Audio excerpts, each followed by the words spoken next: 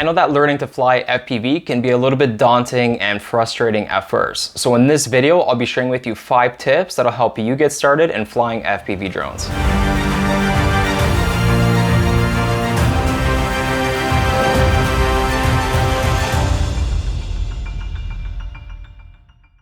So my first tip is to pick up a drone like the DJI Avata 2. This is a great drone to get started because it has a bunch of safety features such as an emergency stop button. So if you're about to crash flying manual mode, you can actually hit that button and the drone will basically just stop in place and hover, thus preventing you from losing the drone or damaging it. Real FPV drones that are more custom built, they do not have that feature. You're basically on your own. So when you're getting started, this is a great option. So in addition to a drone like the DJI Avata 2, I would recommend right away getting a FPV controller like this. This is the FPV Controller 3. Basically, this will allow you to control the sticks right from the get-go. I know that the DJI Avata 2 comes with the motion controller, which is great if you're just looking to have fun with the drone, but if you want to just start getting used to maneuvering the sticks and practicing and just working your skills using the controller, then I would highly recommend getting this controller. Lastly, if you are getting the DJI Avata 2, I strongly recommend getting the DJI Care Refresh Plan. In case you damage the drone, crash it, they will replace the drone or fix it for a small fee. This has saved me already once after I got the DJI Avata and I crashed it into a park. They were able to basically replace the drone after me completely demolishing it. The battery came out after crashing it. The gimbal was broken, and I believe the frame got bent as well. That fix would have been somewhere between $350 and $400 if I didn't have the DJI Care Refresh Plan.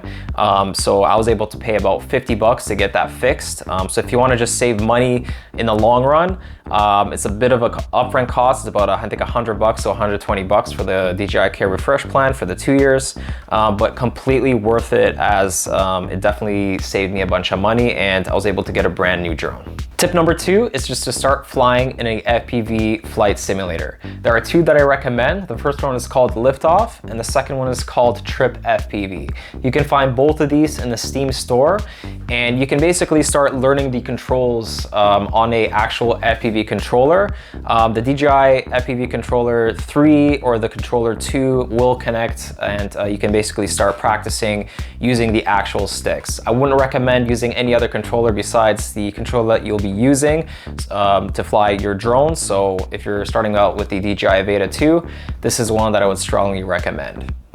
Next, what I would do is I would start practicing flying your DJI Avata 2 or your starter drone in an open field without anybody there.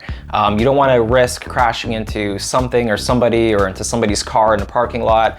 So I would recommend just maybe finding like a soccer field or a football field. Those are typically ideal places where you can start flying the drone without any risk. So when you first connect your controller to your DJI Avata 2, you're gonna only have 2 modes. You're gonna have normal mode and sport mode. What you wanna do is you wanna set up manual mode on your controller so that you can fly your drone just as you did in your simulator. So your first step is to navigate to your settings in your DJI goggles. In my example, I'm using the DJI Goggles 3 that came with my Avata 2. Once you navigate into settings, you go into your remote controller settings, and then you go down where it says custom mode and you switch sport mode to manual mode. Once you change that, you just hit confirm. So the next step is to go into your gain and expo settings and turn the M mode attitude limit off. Basically what the attitude limiter does is it prevents your drone from being in full acro mode. So when you have your controller stick set to manual, you can still control it as if the drone is manual. However, you won't be able to do those crazy flips, turns, and maneuvers that you see freestyle pilots do. All right, so one last thing that's left is to set the throttle stick in a way on your controller so that it doesn't move and it stays down in the non-throttle position. So basically, by default, your sticks are gonna, just sling like this. And what you want is your throttle stick to basically stay down like that.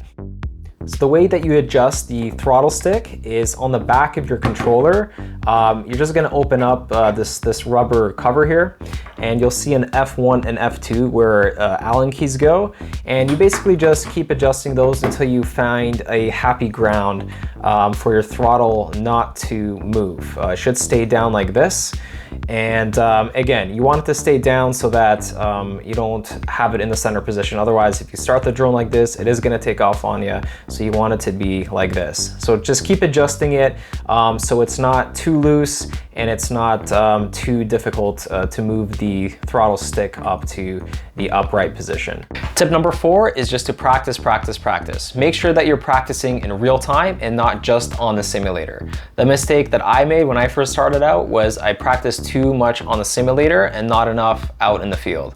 Once I got the drone out in the field, I noticed that there was wind. I was a little bit more stressed. I don't want to crash the drone because it's a lot of money, and there's just a bunch of different factors involved there. It's really different flying in the field than it is in the simulator. So the simulator is just a good starting point, but make sure that you get your drone out there and you start flying and getting comfortable flying an actual drone. Tip number 5, once you start getting comfortable flying your DJI Avata 2 and had some practice out in the field, start taking some risks. Start flying closer to objects, maybe closer to the ground. Of course, FPV flying, it's all about creating that kind of footage that has a little bit more thrill and excitement to it. So just doing these things while you still can, while you still have a drone that has safety features, is a good opportunity for you to just start taking a little bit more risks while flying your drone. Once you get really good at flying your DJI Avata 2, are creating amazing footage, and are just taking a lot of risks, you will most likely encounter some challenges. That being its ability to fly in high wind velocities. So you may then at that point look into potentially building a custom FPV drone or ordering a pre-built one just like I did. So I just, as of recently, upgraded from my DJI Avata 2 to a custom built drone from iFlight. This is a pre-built drone that doesn't have all the safety features, bells and whistles like the Avata 2 does. Basically, you are on your own. You got to learn how to manually land the drone, and it's a little bit more of a learning curve. But once you start learning to fly manual with the Avata 2, it is definitely a good step up just to help you break free from some limitations such as maybe wind or other elements that you may be facing when you're out flying your drone. So that's it. Those are my 5 tips to helping the newest person learning to fly FPV drones. If you have any questions, please leave them in the comments below, and make sure to subscribe to my channel for my latest videos and tips and tricks on flying FPV drones.